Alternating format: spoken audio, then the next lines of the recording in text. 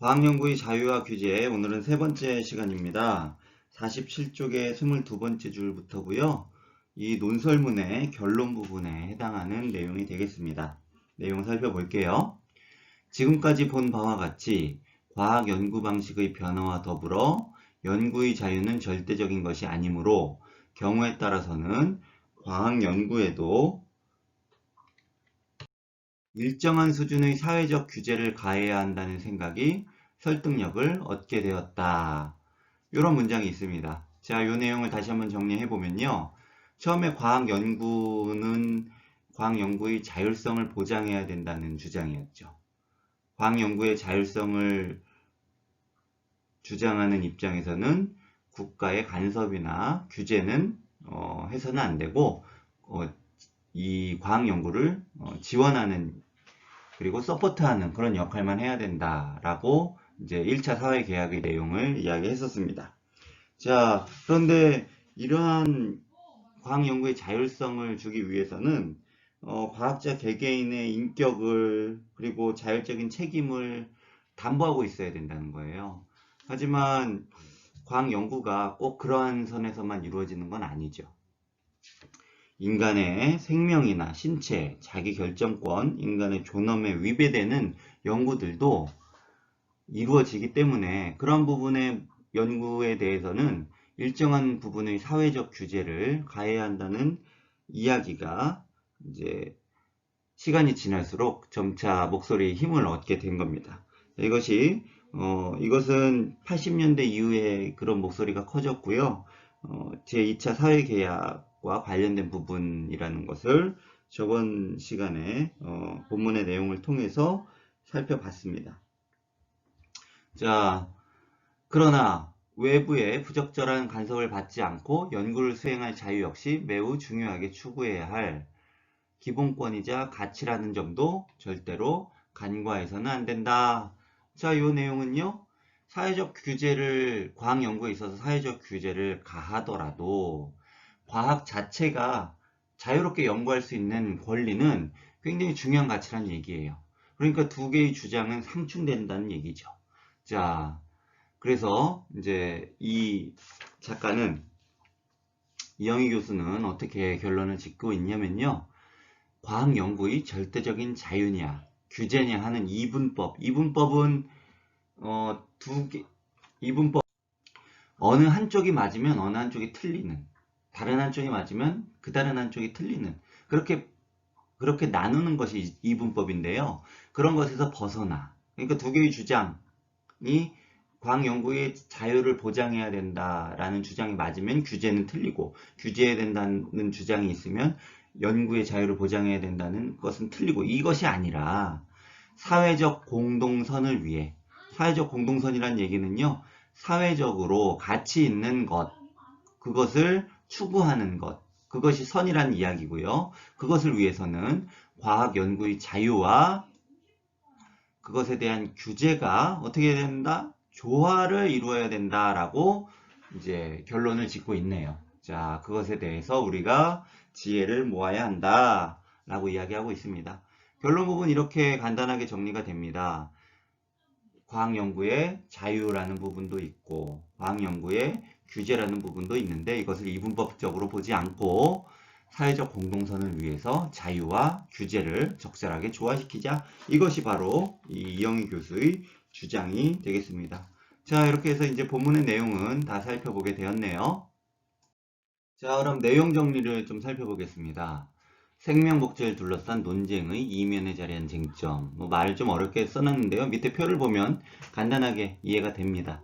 자, 이 작가가 이야기하고 싶은 이제 문제는요. 이 내용입니다. 이 내용. 과학 연구의 자유와 한계를 어디까지로 설정할 것인가?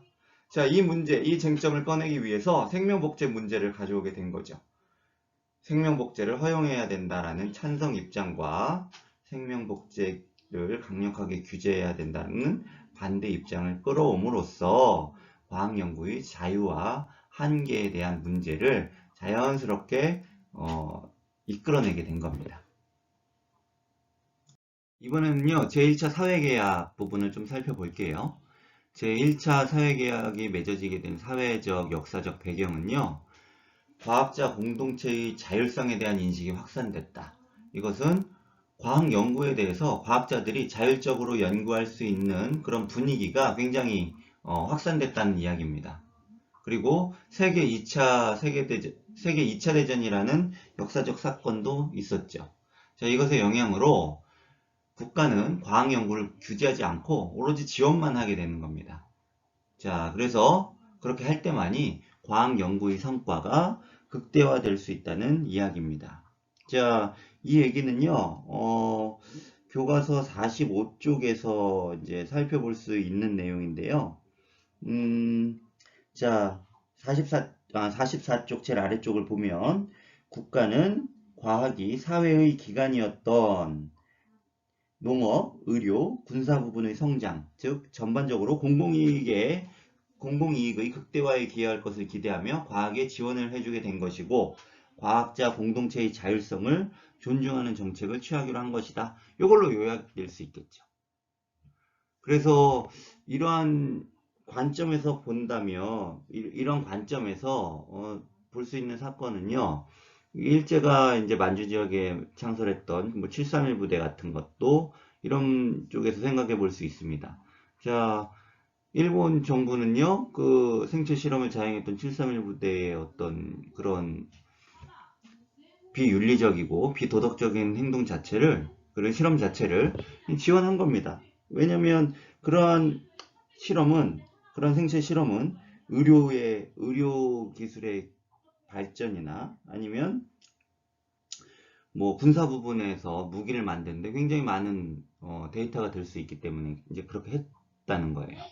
하지만 과학의 발전, 뭐 굉장히 연구 성과를 거둘 수 있었다는 장점은 있었지만 지금에 와서 봤을 때 그런 행위들이 정당화될 수는 없는 거죠.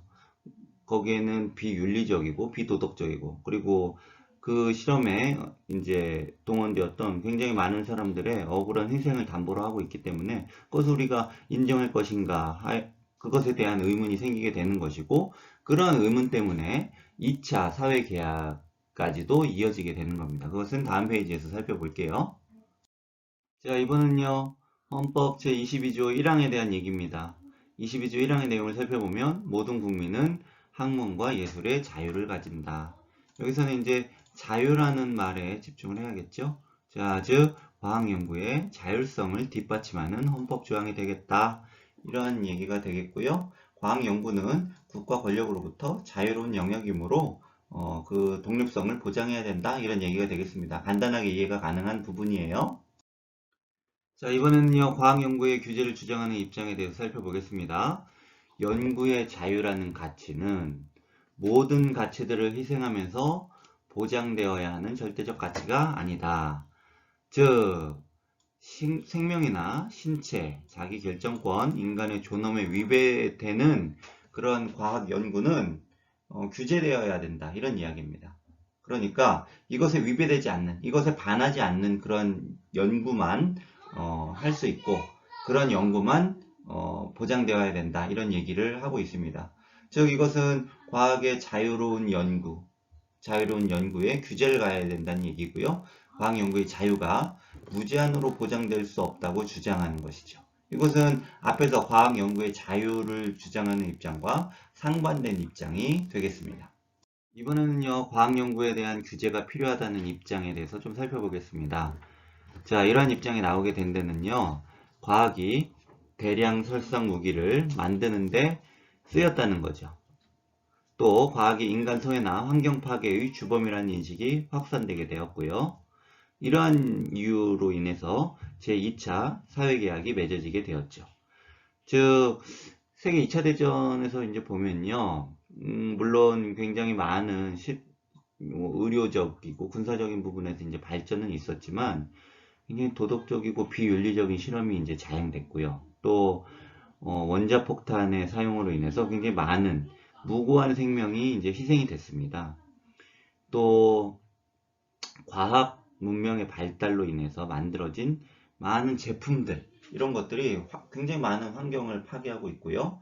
그런 영향으로 지금 지구 온난화, 그리고 우리 어떤 기후 이변과 같은 현상도 굉장히 많이 일어나게 되는 거죠.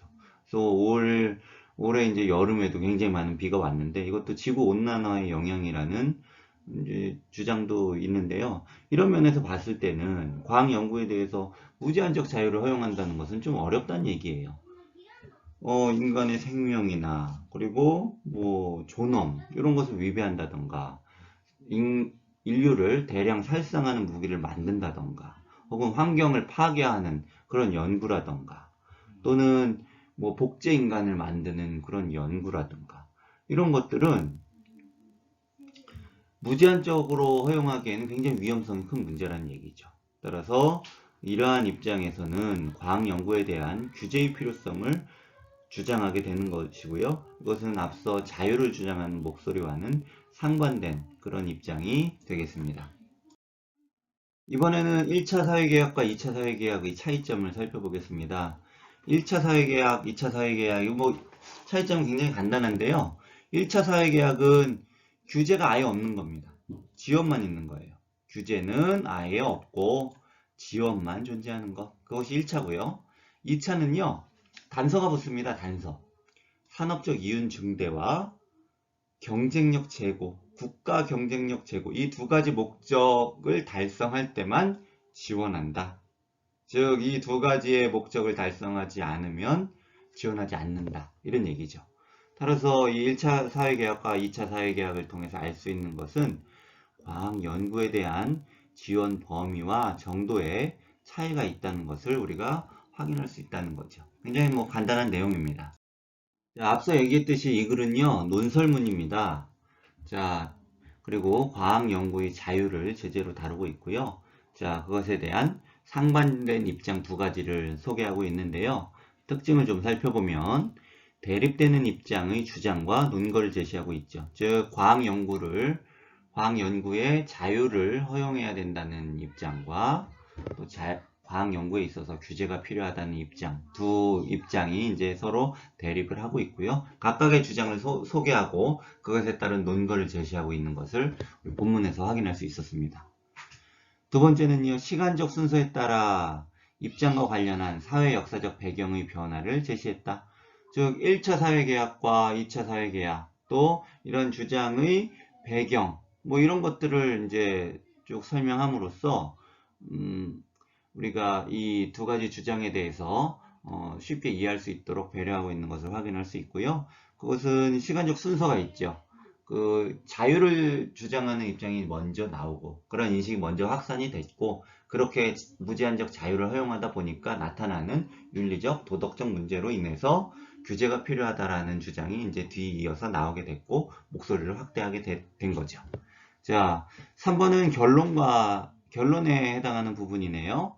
상반된 주장을 절충해 47쪽의 마지막을 보면요. 이런 내용이 나와요. 사회적 공동선을 위해 과학연구의 자유와 그에 대한 규제를 적절하게 조화시키자 이런 내용이 나오거든요. 자, 이것을 우리가 절충이라고 합니다. 조화시키자 이것을 절충. 그래서 대립을 해소할 수 있는 방안 모색의 필요성을 제시하고 있다. 이렇게 이해할 수 있겠습니다. 뭐 굉장히 뭐 쉬운 내용으로 이렇게 나와 있기 때문에요. 크게 어려울 건 없을 것 같아요. 자, 이번엔 핵심 정리 마지막 페이지가 되겠습니다. 서론은요, 인간 배아복제 연구에 관한 찬성과 반대 입장을 소개하고 그 논란의 이면에 자리하고 있는 과학연구 자유에 관한 쟁점을 제시하고 있었습니다. 즉, 과학연구의 자유를 보장해야 한다는 입장과 규제가 필요하다는 입장의 대립을 본론에서 소개하고 있고요. 결론에서는 이 둘을 적절하게 조화시키기 위한 방안 모색이 필요하다라고 결론 짓고 있네요. 어느 한쪽의 편을 들어준 것은 아닙니다. 그러니까 이것은 가치 판단의 문제이기 때문에 과학자들 또는 일반 시민들의 어떤 판단에 의존해야 된다는 얘기예요. 어느 쪽은 자유를 보장해야 된다는 생각을 할 수 있는 것이고 어느 쪽은 규제해야 된다는 생각을 할 수 있는 거죠. 이 양쪽의 입장이 어느 한쪽이 맞다는 것이 아니에요. 이쪽이 맞고 이쪽이 틀리고 또는 반대가 맞고 반대가 틀리고 이렇게 이것이 아니고요. 서로 어떤 쪽에 가치 판단을 두느냐에 따라서 입장 차이가 발생한다는 이야기입니다. 따라서 이 둘의 조화가 필요하다. 이렇게 주장하고 있는 부분이 되겠습니다. 자, 이렇게 해서 본문의 내용은 다 살펴봤고요. 이어서 학습활동까지 살펴보고 이번 단원 마치는 걸로 할게요. 자, 학습활동 1번에 대한 얘기입니다. 자, 1번은요, 인간 배아복제에 관한 연구를 주제로 어떤 쟁점을 끌어내라 이런 얘기입니다. 자, 그 논쟁을 살펴보면요, 인간 배아복제에 관한 연구를 허용해야 한다는 입장과 인간 배아복제에 관한 연구를 허용하지 말자는 입장이 서로 대립하고 있는데요. 이러한 대립을 통해서 작가가 이끌어내려는 쟁점은요, 바로 과학자의 연구와 자유를 어디까지 허용하느냐, 이런 얘기를 이제 꺼내려고 하는 겁니다. 서론 부분에 해당하는 내용이네요. 자, 2번은요, 본론의 내용에 해당하는 부분이네요. 제1차 사회계약과 2차 사회계약의 내용을 정리해보자 라는 내용인데요. 우리 아까 학습활동 정리해서 이 내용 살펴봤었죠. 1차 사회계약은 국가가 과학연구를 지원하는 역할만 해야 한다라는 이야기였고요. 2차 사회계약은 범위에 제한을 두자라는 얘기죠. 어떤 범위였죠? 산업적인 이윤을 증대시키거나 국가의 경쟁력을 높이는 그런 연구에 한해서만 지원하자. 이런 범위 차이가 있는 문제였어요. 내용을 좀 정리를 해보면요. 1차 사회계약은 자, 이런 파란색 내용입니다. 파란색 내용. 자, 교과서에서 살펴보면요. 45쪽에 세 번째 줄부터 네 번째 줄에 해당하는 내용이 되겠네요. 국가가 과학연구를 규제하지 않고 오직 지원만 함으로써 과학연구의 성과가 극대화될 수 있다. 이것이 바로 제1차 사회계약의 내용이 되겠습니다. 즉 규제 없이 지원만 하자 이런 얘기입니다. 그 다음 2차 사회계약은요. 이런 파란색 글씨로 확인할 수 있는데요. 자, 여기서 뭐 핵심적인 거는요. 이 부분이죠. 산업적 이윤 증대와 국가의 경쟁력 제고에 기여하는 것에 대해서만 지원을 하자. 즉 지원을 하긴 하되 어떤 범위의 제한을 두자 이런 얘기입니다. 교과서에서는 47쪽에 아홉 번째 줄에 이제 나온 내용이 되겠습니다. 그렇게 이 페이지 확인하면서 내용 정리하면 될 것 같아요. 이 부분은요. 자, 이번에는요, 제2차 사회계약으로 나타난 문제점 정리 이 부분이 되겠네요. 자, 이 부분은 교과서 47쪽에 10번째 줄부터 쭉 나오는 내용입니다. 자, 어떤 내용이냐면요. 자, 연구의 비밀주의가 커지고 복잡하고 거대한 연구 과정 속에서 개별 과학자들이 소외가 되고 또 지원을 받기 위해서 비윤리적인 연구 부정행위도 나타난다. 이런 내용이 되겠습니다. 간단하게 이제 표시를 하면요. 비밀주의가 커지고 그리고 개별 과학자들이 자주적으로 내용을 통제하는 것이 어려워졌고 또 지원을 받기 위해서 비윤리적인 연구 부정행위가 나타난다. 이런 얘기가 되겠습니다. 교과서 47쪽에 내용이 정리되어 있습니다. 이거 확인하면 될 것 같아요. 자, 그리고요. 49쪽의 내용은요. 이거 여러분 보고 이제 생각을 적어봐라. 이런 얘기인데요. 이 부분은 여러분한테 과제로 좀 제시를 하려고 그래요. 이거 과제로 제시해서 여러분들이 A4지 이제 한 면 정도, 앞뒤 아니고 앞면 정도 어떤 쟁점에 대해서 여러분의 주장과 논거를 이제 써오게 되면, 그 생활기록부에 과목별 세부 능력 특기사항 란에 이제 적는 방법으로 좀 운영을 해보려고 하고요. 다른 반 선생님들과 이제 상의해서 그런 쪽으로 진행하려고 하니까 이 부분은 과제가 여러분한테 나갈 수도 있어요. 과제가 나가게 되면 이제 등교하는 날 과제를 이제 여러분이 완료해서 각 국어 선생님한테 제출하는 방식으로 그렇게 하면 될 것 같습니다. 자, 이건 그렇게 해서 이제 처리를 하고요. 나머지 부분은 이제 뭐 이렇게 하면 이제 과학연구의 자유와 규제에 대한 내용이 이제 다 끝났습니다. 여기서 조금 첫 부분에서 뭐 체세포 복제라든지 아니면 뭐 인간의 유전자를 동물에 이식한다든지 뭐 이런 좀 어려운 문제가 나와서 좀 용어 자체가 여러분이 어려움을 겪을 수 있는 부분도 있었는데요. 크게 어렵게 생각할 필요는 없을 것 같고요. 그것은 어떤 논점을 하나 이끌어내기 위한 어떤 방법, 방책이 되는 것이고요. 과학자의 연구 주제, 연구의 자유를 어디까지 허용할 것인가에 대한 것에 대해서 각각의 상반된 입장 두 가지를 소개하고 그것의 조화를 추구해야 된다. 이렇게 간단하게 도식화해서 이번 단원을 정리할 수 있겠습니다.